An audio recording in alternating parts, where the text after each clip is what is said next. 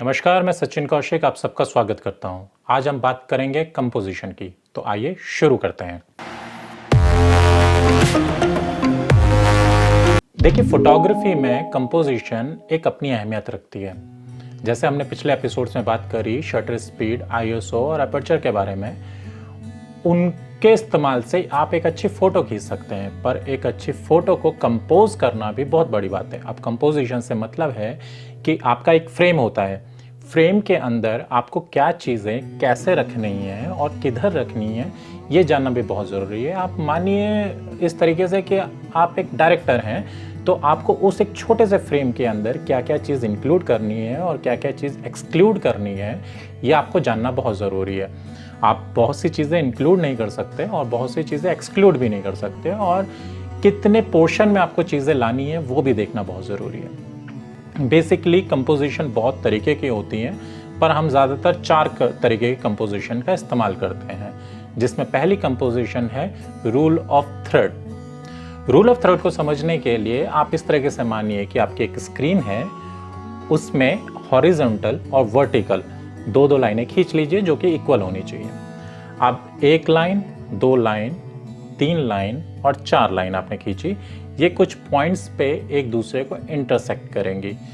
माना यह जाता है कि ह्यूमन आई जो है सेंटर के बजाय अगर इन पॉइंट्स पे देखती है तो वो ज़्यादा चीज़ें विजुलाइज कर सकती है और देखने में अच्छा भी लगता है। अगर आप किसी भी चीज़ को इन इंटरसेक्टिंग पॉइंट पे रखेंगे तो वो चीज़ें ऑटोमेटिक अच्छी लगने लग जाएंगी। अब ये लाइन का इस्तेमाल आप इस तरीके से कर सकते हैं कि मान लीजिए आप एक सीनरी ले रहे हैं, तो आपको लगता है कि आपको ज़मीन ज़्यादा दिखानी है और आसमान को कम दिखाना है, तो आप नीचे की 2 लाइनों में ज़मीन को रख सकते हैं और ऊपर के ब्लॉक में आसमान को रख सकते हैं। अब इसी तरीके से अगर आपको लगता है कि आपको आसमान ज़्यादा दिखाना है और ज़मीन कम दिखानी है, तो ऊपर के 2 लाइनों में आसमान को रखिए और नीचे की 1 लाइन में ज़मीन को रखिए। ऑटोमेटिक आपकी फ़ोटो अच्छी लगने लग जाएगी। और अगर आप किसी भी अपने सब्जेक्ट को इन इंटरसेक्टिंग पॉइंट पे रखते हैं तो वो भी अच्छे लगेंगे। वहीं पे दूसरी कंपोजिशन आती है कि आप पैटर्न देखिए। हमारी दुनिया भरी पड़ी है पैटर्न से। आप अलग अलग तरीके की सिमेट्री देख सकते हैं, पैटर्न देख सकते हैं, तो उन पैटर्न का यूज़ कीजिए। जितने ज़्यादा आप पैटर्न का यूज़ करेंगे उतनी अच्छी फ़ोटो आपकी होने लग जाएगी। मान लेते हैं कि आप एक सीनरी पे खड़े हैं और वहाँ पे आपको पेड़ एक जैसे दिख रहे हैं, बहुत सारे पेड़ एक ही तरीके से लगे पड़े हैं, तो अगर आप उनकी फ़ोटो लेंगे तो वो ऑटोमेटिक अच्छी लगेगी, क्योंकि वो एक पैटर्न के हैं, आपको कुछ करना नहीं पड़ा, वो एक के बाद एक तरीके से यूज़ किए गए हैं। अब तीसरा जो कंपोजिशन आता है वो है frame with in a frame. आपका एक स्क्रीन है, एक मॉनिटर है जो कि कैमरे में लगा हुआ है, या फिर मोबाइल में आप देख रहे हैं तो आपकी एक स्क्रीन है, वो एक फ्रेम है। अब आपने बहुत सी जगह फोटो देखी होंगी कि एक दरवाजा है, दरवाजे के अंदर से आपको ताजमहल दिख रहा है या कोई भी फोटो दिख रही है या किसी भी तरीके का कोई एक फ्रेम जैसी चीज़ बन रही है और उसके अंदर से आप किसी दूसरी फोटो को देख पा रहे हैं। इसको कहते हैं frame with in a frame. अगर आप कोशिश करते हैं कि इस तरीके की अगर आप कोई फ़ोटो खींचते हैं तो वो ऑटोमेटिक अच्छी लगेगी। आप कोशिश कीजिए कि आपको फ्रेम देखने को मिले और उसके बीच में आपका सब्जेक्ट आपको देखने को मिले, तो फ़ोटो अच्छी लगती है। चौथी कंपोजिशन है लीडिंग लाइंस।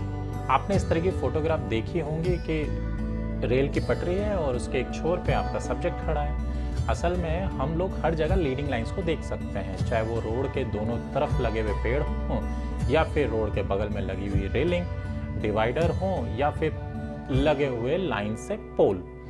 आप इन सब को देख सकते हैं, इन सब को फॉलो कीजिए और इनसे अच्छी कंपोजिशन बनाइए। देखिए, बेसिकली ये 4 कंपोजिशन फॉलो होती हैं, पर इसके अलावा बहुत से कंपोजिशन के रूल हैं। पर यह भी एक सच्चाई है कि रूल जो हैं वो अपने हिसाब से बनते हैं और अपने हिसाब से तोड़े जा सकते हैं। असल में फोटोग्राफी में सही और गलत कुछ नहीं होता है। फोटोग्राफी एक फोटोग्राफर की इमेजिनेशन है, वो चीज़ों को किस तरीके से देखता है ये भी बहुत वैल्यू रखती है। अगर आप एक ही सब्जेक्ट की 10 फोटोग्राफर को फोटो खींचने के लिए बोलेंगे तो वो एक ही समय पे अगर फोटो खींचे भी तो भी हर एक की फोटो अलग अलग आएगी, क्योंकि हर एक का देखने का तरीका, हर एक का चीज़ों को समझने का तरीका अलग है, हर एक का फोटोग्राफी स्टाइल भी अलग है। आशा है ये वीडियो आपको पसंद आई होगी। अगले एपिसोड में हम बात करेंगे डिफरेंट जोनर्स ऑफ फोटोग्राफी। अगर आपको मेरी ये फोटोग्राफी की क्लासेस अच्छी लग रही हैं, आपको मेरे चैनल से कुछ सीखने को मिल रहा है तो मेरे चैनल को सब्सक्राइब करें। सब्सक्राइब करने के लिए नीचे दिए गए सब्सक्राइब बटन को प्रेस करें व उसी के बगल में बेल का एक आइकन दिया गया है, उसे भी प्रेस करें ताकि मेरे आने वाली वीडियोस की नोटिफिकेशन आपको समय पे मिलती रहे। साथ ही साथ कमेंट करके अपने सुझाव मुझे भी दें ताकि मैं अपने वीडियोस को और बेहतर बना सकूं। और अगर वीडियो अच्छी लग रही है तो शेयर कीजिए, अपने दोस्तों तक पहुंचाइए, अपनी फैमिली मेम्बर्स तक पहुंचाइए ताकि हमारी कम्युनिटी और बड़ी हो सके। अगले एपिसोड तक के लिए मैं सचिन कौशिक आप सबसे अलविदा लेता हूं। धन्यवाद।